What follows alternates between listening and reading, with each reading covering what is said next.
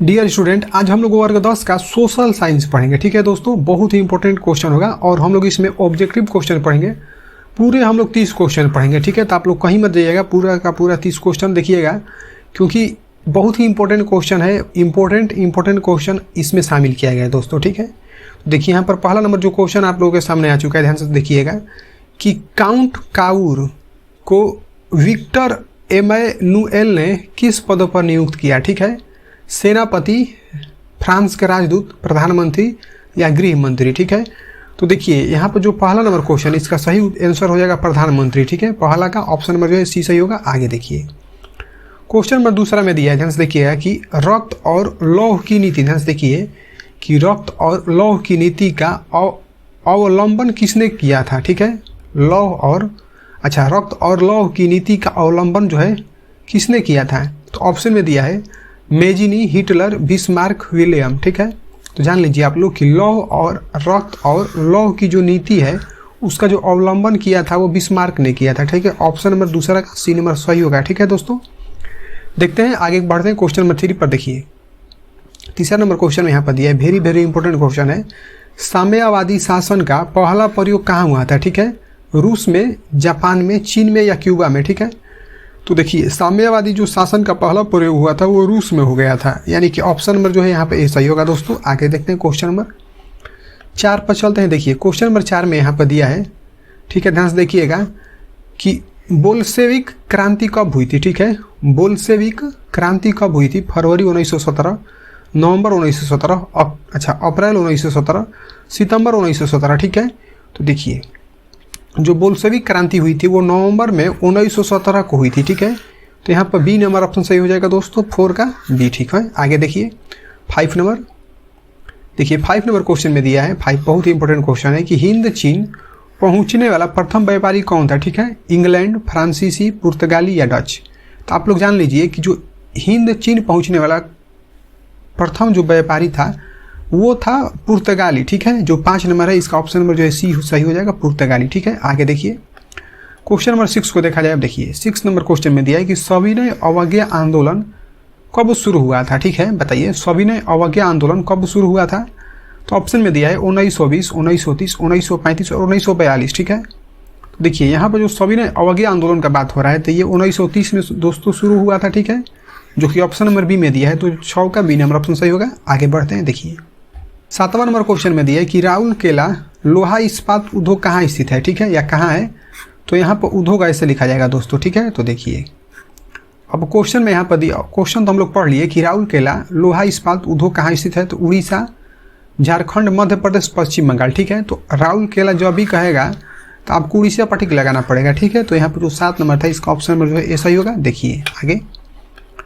8वां number question में दिया है कि सामंती व्यवस्था से हटकर, ध्यान से सुनिएगा कि सामंती व्यवस्था से हटकर किस प्रकार की शहरी व्यवस्था की प्रवृत्ति बढ़ी। ठीक है, प्रगतिशील प्रवृत्ति, आक्रामक प्रवृत्ति, रूढ़िवादी प्रवृत्ति या शोषणकारी प्रवृत्ति। ठीक है, तो बताइए 8 नंबर का क्या हो जाएगा सही। यहाँ पर देखिए कि सामंती व्यवस्था से हटकर किस प्रकार की शहरी व्यवस्था की प्रवृत्ति जो कह रहा है बढ़ने के लिए वो हो जाएगा प्रगतिशील जो है प्रगतिशील प्रवृत्ति जो है बढ़ गई थी। ठीक है, तो यहाँ पर 8 का ए नंबर ऑप्शन सही होगा दोस्तों। 9 नंबर क्वेश्चन में दिया है द्वितीय महायुद्ध के बाद यूरोप में कौन सी संस्था का उदय आर्थिक दुष्प्रभावों को समाप्त करने के लिए हुआ, सार्क, नाटो, ओपन, यूरोपीय संघ। ठीक है, तो देखिए यहाँ पर जो कह रहा है कि द्वितीय महायुद्ध के बाद, ठीक है, द्वितीय महायुद्ध के बाद यूरोप में कौन सी संस्था का उदय आर्थिक दुष्प्रभावों को समाप्त करने के लिए हुआ था। ठीक है, तो देखिए यहाँ पर जो भी ऑप्शन दिया है इसमें से सही जो ऑप्शन हो जाएगा वो हो जाएगा यूरोपीय संघ, यानी कि 9 नंबर था, इसका ऑप्शन नंबर जो है डी सही हो जाएगा दोस्तों, 9 का डी। आगे देखते हैं 10 नंबर पर चलते हैं। देखिए क्वेश्चन नंबर 10 में दिया, ध्यान से देखिएगा कि किसने कहा कि मुद्रण ईश्वर की दी हुई महानतम देन है। ध्यान सुनिए कि मुद्रण ईश्वर की दी हुई महानतम देन है, सबसे बड़ा तोहफा कौन कहा था, तो महात्मा गांधी, मार्टिन लूथर, मोहम्मद पैगंबर या ईसा मसीह। ठीक है, तो देखिए यहाँ पर जो सही ऑप्शन हो जाएगा मार्टिन लूथर ने यह बात कहा था कि मुद्रण जो है ईश्वर की दी हुई महानतम देन है और सबसे बड़ा तोहफा ये मार्टिन लूथर ने कहे थे। ठीक है, तो यहाँ पर 10 का जो है बी नंबर ऑप्शन सही होगा दोस्तों। आगे बढ़ते हैं हम लोग क्वेश्चन नंबर 11 पर चलते हैं। देखिए क्वेश्चन नंबर 11 में दिया है भारत में मतदान होने की न्यूनतम आयु क्या होती है। ठीक है, 16 वर्ष, 17, 18, 19 दिया है। तो बच्चा बच्चा जानता है कि भारत में मतदान होने की जो न्यूनतम आयु होती है वो हो जाती है 18 वर्ष, ठीक है। तो जो ऑप्शन नंबर सी में दिया है 11 का सी हो जाएगा, ठीक है। आगे देखते हैं क्वेश्चन नंबर 12 पर चलते हैं। देखिए 12 नंबर क्वेश्चन में दिया है, यहाँ पर ध्यान से देखिएगा कि भारत में किस प्रकार की शासन प्रणाली है, संघीय और अध्यक्षीय, संघीय और संसदीय, एकात्मक और अध्यक्षीय, और डी नंबर में दिया है एकात्मक और संघीय, ठीक है। तो देखिए भारत में किस प्रकार की शासन प्रणाली की बात कर रहा है, तो यहाँ पर संघीय और संसदीय हो जाएगा, ठीक है। ऑप्शन नंबर जो है 12 का बी नंबर ऑप्शन सही होगा दोस्तों, 12 का बी, ठीक है। आगे बढ़ते हैं क्वेश्चन नंबर 13 पर। क्वेश्चन नंबर 13 में दिया है संघ राज्य की विशेषता नहीं है, बताइए कि निम्नलिखित में से कौन जो है संघ राज्य की व्यवस्था विशेषता नहीं है। तो लिखित संविधान, शक्तियों का विभाजन, इकहरी शासन व्यवस्था या सर्वोच्च न्यायपालिका, ठीक है, आपको बताना है। तो देखिए संघ राज्य की विशेषता नहीं कह रहे हैं, ध्यान दीजिएगा, क्वेश्चन थोड़ा सा अटपटा जरूर है, नहीं लगा है तो ध्यान से बनाना पड़ेगा इसको। तो यहाँ पर देखिए कि इसकी जो विशेषता है लिखित संविधान भी है, शक्तियों का विभाजन भी है और सर्वोच्च न्यायपालिका भी है, ठीक है। लेकिन इकहरी जो है शासन व्यवस्था नहीं है, यही जो ऑप्शन गलत हो जाता है। तो अब नहीं लगा है तो इसलिए जो 13 का यही ऑप्शन से हो जाएगा, 13 का हो जाएगा सी नंबर दोस्तों, ठीक है। आगे देखते हैं क्वेश्चन नंबर 14 को। देखिए अब यहाँ पर कह रहा है कि संघ सरकार का कह रहा है उदाहरण क्या है, ठीक है। अमेरिका, चीन, ब्रिटेन, इनमें से कोई नहीं। संघ सरकार का उदाहरण जो हो जाएगा वो हो जाएगा अमेरिका, ठीक है, ए फॉर अमेरिका। तो ऑप्शन नंबर जो है ए सही होगा। आगे देखते हैं क्वेश्चन नंबर 15 पर। देखिए क्वेश्चन नंबर 15 बहुत ही इंपॉर्टेंट क्वेश्चन है कि बिहार में संपूर्ण क्रांति के नेतृत्व में निम्न में से किसने किए, ठीक है। यानी कि बिहार में संपूर्ण क्रांति का नेतृत्व निम्नलिखित में से कौन व्यक्ति ने किया है, ठीक है। तो मोरारजी देसाई, नीतीश कुमार, इंदिरा गांधी या जयप्रकाश नारायण, ठीक है। तो यहाँ पर देखिए जो सही आंसर होगा यहाँ पर संपूर्ण क्रांति का बात कर रहा है तो हो जाएगा जयप्रकाश नारायण, ठीक है। ऑप्शन नंबर जो है 15 का डी सही होगा दोस्तों। आगे देखते हैं क्वेश्चन नंबर 16 को। देखिए क्वेश्चन नंबर 16 को जरा ध्यान से देखिएगा, बहुत ही इंपॉर्टेंट क्वेश्चन है। लोकतांत्रिक व्यवस्थाओं में से लोकतांत्रिक व्यवस्थाओं ने निम्न में से किन मुद्दों पर सफलता पाई, ठीक है। राजनीतिक असमानता को समाप्त कर दिया है लोगों के बीच, ठीक है। लोगों नहीं होगा बल्कि यहाँ पर लोगों हो जाएगा, ध्यान दीजिएगा कि लोगों के बीच, ठीक है, लोगों के बीच टकराव को समाप्त कर दिया है। बहुमत समूह और अल्प समूह के साथ एक जैसा व्यवहार करता है या समाज की आखिरी पंक्ति में खड़े लोगों के अनुरूप नहीं है, ठीक है। तो देखिए बताइए 16 नंबर का कौन सा ऑप्शन सही हो जाएगा। लोकतांत्रिक व्यवस्थाओं में निम्न में से किन मुद्दों पर सफलता पाई है, ठीक है। देखिए यहाँ पर जो लोकतांत्रिक व्यवस्थाओं में जो है राजनीतिक असमानताओं को समाप्त कर दिया है, ठीक है। यहाँ पर जो है इसका ऑप्शन नंबर जो है ए सही हो जाएगा 16 का, ठीक है।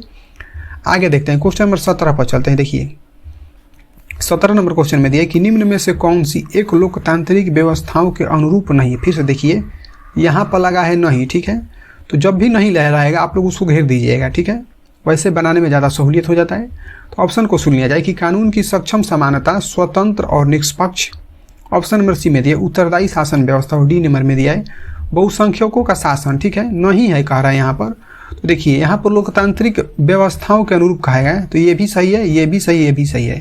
कहने का मतलब ये है कि लोकतांत्रिक व्यवस्थाओं के अनुरूप कानून की समक्ष समानता भी आता है और स्वतंत्र निष्पक्ष भी आता है, उसके बाद उत्तरदायी शासन व्यवस्था भी आता है, लेकिन बहुसंख्यकों का शासन नहीं आता है, ठीक है। और हमसे नहीं पूछ रहा था, तो यहाँ पर जो 17 नंबर का ऑप्शन नंबर जो है डी सही होगा दोस्तों। आगे देखिए 18 नंबर क्वेश्चन को। देखिए लोकतंत्र के सफलता पर निर्भर करती है, बताइए कि निम्नलिखित में से क्या जो है लोकतंत्र की सफलता पर निर्भर करती है।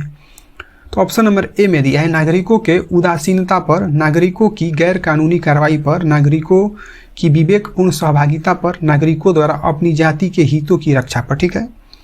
तो देखिए लोकतंत्र की सफलता कह रहा है कि किस पर निर्भर करती है, तो यहाँ पर जो उत्तर होगा वो नागरिकों की विवेकपूर्ण सहभागिता पर होगा दोस्तों, ठीक है। 18 का ऑप्शन नंबर जो है सी सही होगा। आगे देखिए क्वेश्चन नंबर 19 पर चलते हैं। देखिए क्वेश्चन नंबर 19 में दिया है क्षेत्रवाद की भावना एक कुपरिणाम है, ठीक है। क्षेत्रवाद की भावना का एक कुपरिणाम क्या है, ठीक है। ऑप्शन में दिया है अपने क्षेत्र में लगाओ, राष्ट्रहित, राष्ट्रीय एकता, अलगाववाद, ठीक है। देखिए यहाँ पर क्षेत्रवाद की भावना के बारे में पूछ रहा है, ठीक है, और कुपरिणाम ही कह रहा है। तो यहाँ पर क्षेत्रवाद की भावना का एक जो कुपरिणाम होता है वो हो जाता है अलगाववाद, ठीक है दोस्तों। 19 नंबर का ऑप्शन नंबर जो है डी सही होगा दोस्तों। आगे देखिए क्वेश्चन नंबर 20 पर चलते हैं हम लोग। देखिए 20 नंबर क्वेश्चन में दिया है, ध्यान से देखिएगा कि कोयला है एक, कोयला क्या है, ठीक है, अनवीकरणीय संसाधन, नवीनकरणीय संसाधन, या ऑप्शन नंबर सी में दिया है कि जैव संसाधन, ठीक है।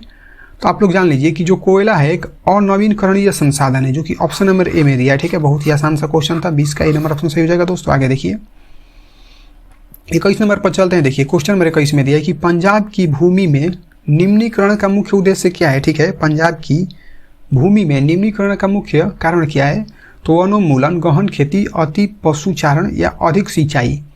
तो आप लोग जान लीजिए कि पंजाब में जो है भूमि निम्नीकरण का जो मुख्य कारण है वो है अधिक सिंचाई। ठीक है दोस्तों, 21 का ऑप्शन नंबर जो है डी सही होगा, 21 का डी। ठीक है दोस्तों, आगे देखिए क्वेश्चन नंबर 22 पर हम लोग चलेंगे। देखिए 22 नंबर क्वेश्चन में आ चुका है, ध्यान से देखिएगा कि मानव शरीर में जल की मात्रा होती है। ठीक है, कितनी परसेंटेज मानव के शरीर में जल होता है, तो 55%, 60%, 65, 70। ठीक है, तो आप लोग जान लीजिए कि मानव के शरीर में जो जल की मात्रा हो जाती है वो हो जाता है 60%, जो कि ऑप्शन नंबर बी में दिया है दोस्तों। ठीक है, आगे देखिए क्वेश्चन नंबर 23 में दिया है निम्न जीवों में कौन केवल भारत में पाया जाता है। ठीक है, केवल कह रहा है भारत में पाए जाने वाला जीव इन चारों में से कौन है। ठीक है, ऑप्शन को सुनिए, मगरमच्छ, डॉल्फिन, व्हेल, कछुआ। ठीक है, तो जान लीजिए आप लोग कि केवल भारत में कह रहा है तो मगरमच्छ ही ऐसा जानवर है इस ऑप्शन के हिसाब से कि जो केवल भारत में पाया जाता है। ठीक है दोस्तों, जो 23 नंबर था इसका ए नंबर ऑप्शन सही होगा दोस्तों। आगे देखिए क्वेश्चन नंबर 24 को देखा जाए। अब देखिए क्वेश्चन नंबर 24 में दिया है कि सीमेंट उद्योग का